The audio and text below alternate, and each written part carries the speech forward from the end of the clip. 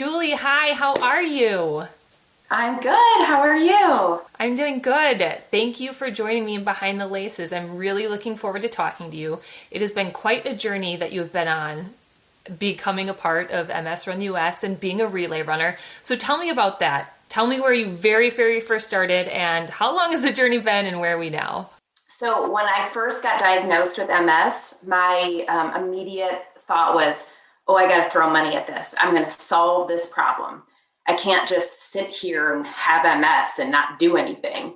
So I started looking up, races. I found MS, Walk MS. I'd done some challenge Walk MS events, but they were all walks, and I am a runner. So through social media, I found MS Run the US and just was blown away. Like, no way. People cannot run 6 marathons in 6 days.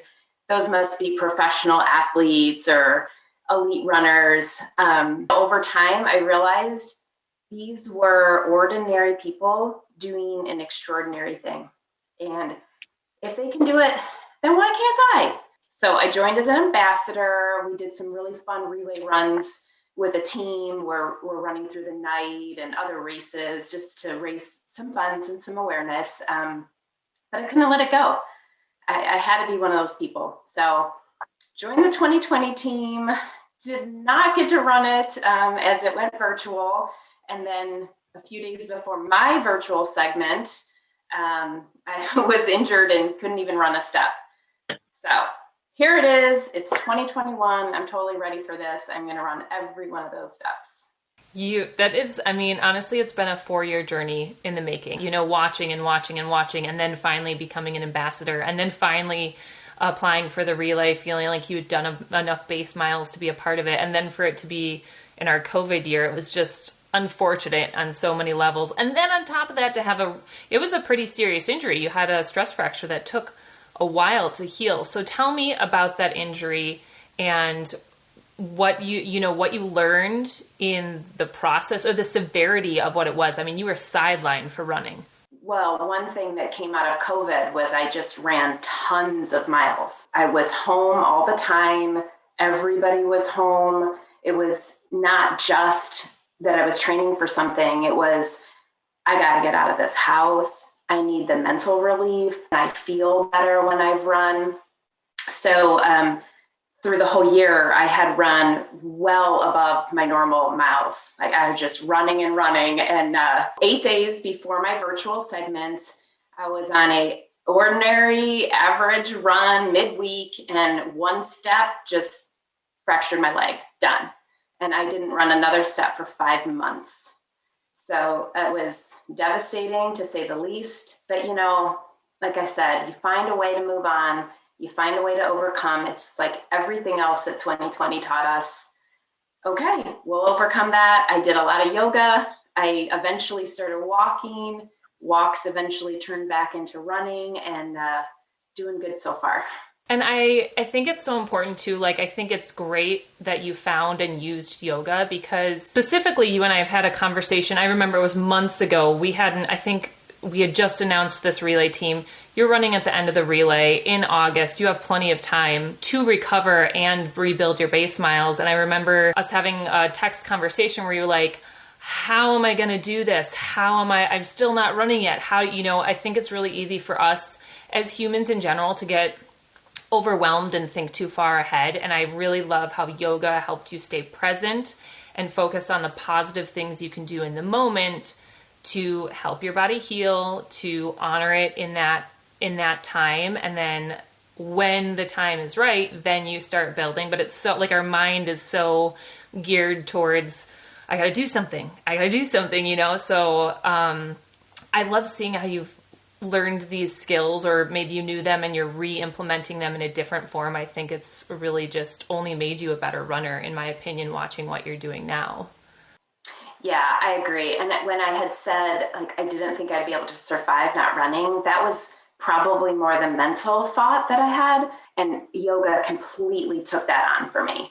So where in the past, I would maybe do a yoga class once every 2 weeks or something because it was good stretching for running. But now I was doing it almost every day because that's where I could put my mental focus and And like you said, just honoring my body where it is, understanding where it is. And I feel it so much every day, even out on runs now.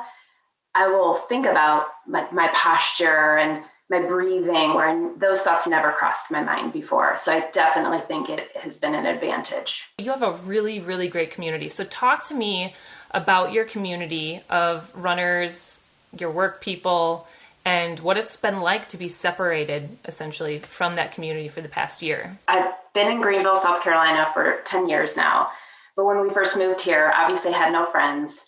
The way I found basically all of my friends was through running groups. Every weekend we'd go for long runs. So yeah, when we first had to be separated, I had this panic of, I can't do a long run by myself. Who am I going to talk to? How is that time going to pass?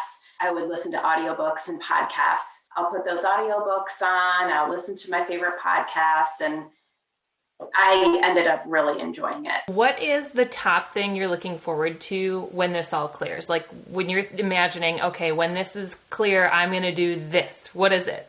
Play dates for my kids, for the moms, just all of us getting together where the adults are hanging out and the kids are off hanging out doing their own thing. They miss it. We miss it. It's going to be so great when we can do that. Now, I want to talk a little bit about your MS diagnosis, because your story is, it's amazing. And I think it's not necessarily unique, but it's unique what you did with what happened. So tell me about your diagnosis and what the doctor said to you. It was about a 6-month process to get my diagnosis. I had been on a neurologist waiting list for several months. And then finally somebody opened up and I went and saw him, and his bedside manner was the worst. He just was like, oh yeah, so you have MS. This is what we're going to do. And he immediately went into, so, don't have any more kids, because if your husband already is going to have to take care of you, how many kids do you want him to take care of too? So that was one thing, like, oh my gosh, it set me up for thinking the absolute worst about this disease, that I'm going to need to be cared for, that, I can't even take care of my kids. And, one thing that happens with a lot of people with MS is your symptoms are heightened when your core temperature heats up. So obviously running does that to me. So all my symptoms come out stronger when I'm running. And I had mentioned that to him, like, well, when I get hot because running, and he's like, well, just don't run. You shouldn't be running. That's too hard. It just sounded so wrong to me. And what I ended up doing was going 2 hours away to the nearest big city, which is Charlotte, found myself a neurologist, got pregnant with that extra kid, ran my first half marathon while pregnant with that extra kid. I just know that movement works for my body. I know that's wrong. I'm just going to seek other advice. Right. And it's huge, because we have doctors, we trust doctors, they're supposed to be knowledgeable. And the first thing you got, almost everything about what that person said to you was wrong. And you had that self-intuition to say, okay, no, this is wrong. What kind of encouragement would you have for someone maybe that's going through a similar journey with MS and not really sure where to go or what to do or how to find someone else that may have different advice? I just have to say, just advocate for yourself. Like, find a doctor that makes sense to you. Find a doctor that clicks with you. It's not to say, disregard everything they say. Like, my doctor today still gives me some advice I don't like, but I trust her. So I know, we have conversations we can discuss, and I'll tell her why I want to do something, and she'll tell me why that's a bad idea. And I, she's backing it up with facts. So I just advocate for yourself. Find a group of people that are supportive, but there are so many positive resources out there. Yeah, I think that's so important to find that healthy balance of, okay, what is my gut telling me versus what do I want to do? And if you have someone that you trust, that you said is based in facts, I think those are all really good points of encouragement for someone who might be looking for a different doctor. So thank you for sharing that. When it comes to running, you've been a runner for a really long time. So I want to know, what is your first post-run food that you go to? Oh, I guess it depends on what time, like what day of the week I'm running, because during the week I run at 5 a.m. So it's like, hurry up and eat toast with almond butter and not really exciting at all. But for weekends, long runs, my friends and I like to meet at this local cafe, and they have the best bakery. Right now we're on the Cardi B, which is a cardamom bun. So yeah, it's like a hot latte in the winter with our baked goods and the iced coffee with our baked goods in the summer. The awesome thing about this cafe is that their menu changes seasonally. So I've really never had anything I don't like there, but they always have at least 2 flavors of donuts. You can never go wrong with a donut. So that's always a backup. The cinnamon roll is always there, and it's like this big. Sometimes I get one to bring home to the kids knowing they won't eat the whole thing so that I can finish that. But yeah, I have the biggest sweet tooth, and baked goods are my thing. Now, before we wrap up, I want to give you the opportunity to ask me a question. So do you have a question for me about the organization or myself that you'd like to ask? I do. Okay, if you could have any celebrity or professional runner join a segment of the relay, who would it be? So that's a hard question because it's 160 miles on average. So it's not just like any old celebrity. You got to pick someone that can run that much. So the one that comes to mind is Jesse Itzler. That's Sarah Blakely's husband. Sarah Blakely invented Spanx.